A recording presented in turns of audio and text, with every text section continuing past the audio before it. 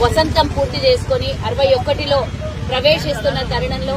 ఎవరు అడిగినా కూడా వారిని ఆశ్రయించి నేను ఈ కార్యక్రమం చేస్తాను అని అంటే ఎవరిని కూడా వెనుదిరిగి పంపినటువంటి వ్యక్తి చాలా మంది ఉన్నారు. అందులో ప్రముఖుడు మన విజ్జన్న. వారికి ఈ రోజు చంద్రుడిలో నూలుపోగు లాంటిది ఈ చిన్న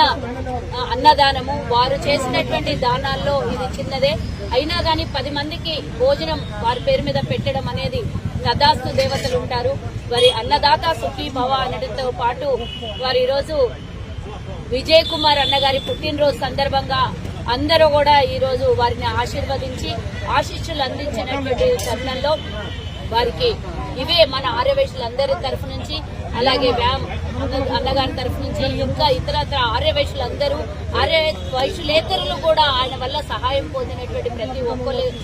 ప్రతి ఒక్కరి తరఫు నుండి మేము ఈ రోజు వారికి జన్మదిన శుభాకాంక్షలు తెలియజేస్తూ ఆయురారోగ్య అష్టైశ్వర్యాలతో పాటు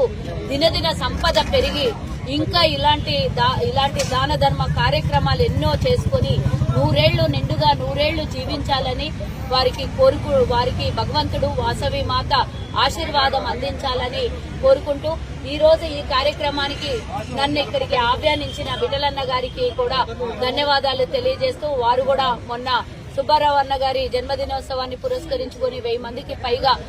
మరి అన్నదానం గాంధీ హాస్పిటల్ దగ్గర చేయడం జరిగింది. ఈ రోజు క్యాన్సర్ హాస్పిటల్ దగ్గర, రేపు ఇంకొక పెద్ద దాత ఎవరి జన్మదినోత్సవం ఉన్నా కూడా మళ్లీ ఇంకో ఆసుపత్రి దగ్గర ఇంకొక దగ్గర సేవ అందించడానికి వారు రెడీగా ఉన్నారని ఈ సందర్భంగా వారి మొహంలో ఆనందం గాని, పేషెంట్లు ఇక్కడ